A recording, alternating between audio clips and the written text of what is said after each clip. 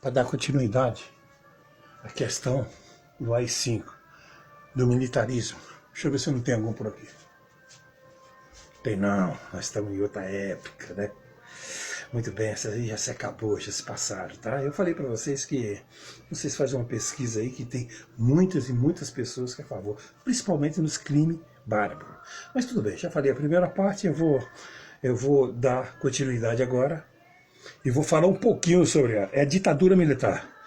Especificamente, é o ato número 5, criado pelos militares durante o regime 1964 até 1985.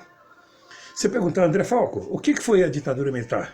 Foi o período que os militares tomam o poder, 1964, derruba o presidente Jean Goulart, instaura um regime de exceção. De 1964 até 1968, nós temos a instauração do militar no poder. Aí nós temos a atitude tomada por esse militar, a criação dos atos que é os atos que existia? É o ato que expressava do alto comando. Esses militares, ele acabava não operando o Estado de Direito. Por quê? O Estado de Direito, nós temos o Legislativo criando lei, o Executivo, e que acaba executando de fato essas leis. Por isso, os militares, eles acabavam criando os atos, que era lei, proposta pelo Executivo. Aí a gente percebe uma concentração de poder na mão do presidente da República. Nós temos vários atos dessa forma. Tem o número 1, o número 2, que acaba caçando o direito político, que acaba instaurando bipartidarismo, e o mais importante, o que tem mais recorrente, é o ato institucional, número 5, criado no dia 13 de dezembro de 1968, durante o governo do presidente Costa e Silva. Desculpa, porque esse ato tão duro acabou? Desculpa. O posicionamento da sociedade, de uma parcela da sociedade, contra o regime de exceção.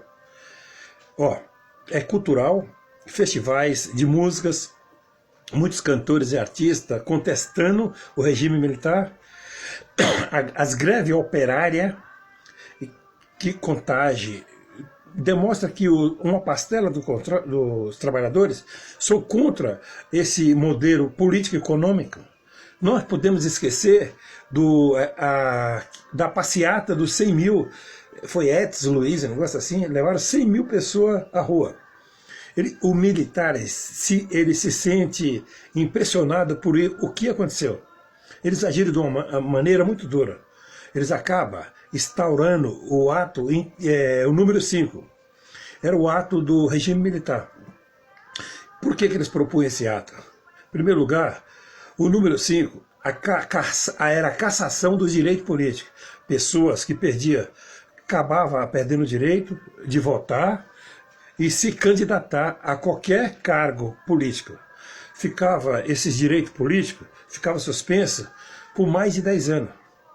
Eu também quero dizer para você, tem aposentadoria compulsória dos funcionários que estavam na ativa, que fez a oposição política, às vezes era aposentado de uma maneira compulsória. Tem muitos casos de universitário que aposentaram. Ele foi aposentado de uma maneira obrigatória. Ouça, presta atenção. Isso é importante, é o habeas corpus. Olha, o que é o habeas corpus, André Falco? O que é o fim do habeas corpus para crime político? Agora, vocês lembram, é um dispositivo político. Para que ele serve? Ele serve para que a pessoa possa se defender de toda e qualquer tipo de acusação. Um dos pais, chamado John Lopes, diria que todos nós temos o corpo como propriedade. E para isso deveria nos proteger. É um direito natural. Se nós fosse acusados de qualquer crime, seria um direito de todo ser humano para se defender da acusação, proteger o seu corpo, né? Sua propriedade, que é o corpo, né? Para isso, existe o habeas corpus, para você possa se arrepender em liberdade de uma acusação. Quando o regime militar tira esse dispositivo jurídico, tira o habeas corpus para crime político, o governo está dizendo o quê? Ele está dizendo que, por 30 dias, o corpo do prisioneiro político não é mais dele. O corpo do prisioneiro político é do Estado. E o Estado pode fazer o que bem entender para tirar as informações necessárias, quer dizer, torturas, né? Eu quero dizer para vocês, no fim do habeas corpus, há uma causa na tortura que oficializaram, que era na época da ditadura. Isso é um marco para a história do Brasil. Muitos ativistas políticos foram torturados. Com mais que o governo recusasse essa informação, negasse, a gente comprovadamente tem no arquivo que, de fato, a tortura foi recorrendo durante o governo militar. Até hoje existe isso, hein? Tem a censura breve. É um meio de comunicação. A censura breve, pela Constituição de 1967. Há alguma coisa que fala sobre o meio de comunicação era controlado pelo meio do regime militar. Todas as notícias que saíram no jornal, televisão, revista, passavam por uma censura prévia. E o governo autorizava, inutilizava aquilo que interessava ao regime.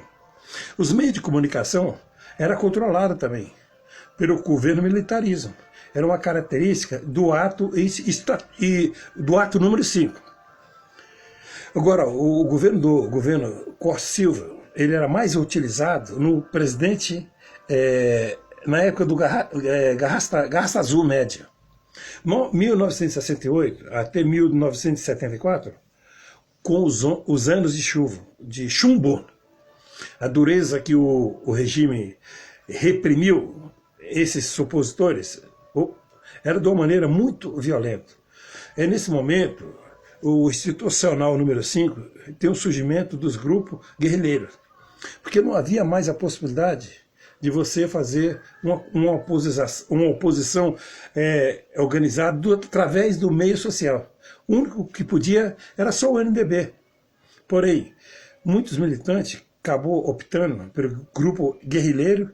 O ato institucional número 5, a GIA, ele vai durar de 10 anos.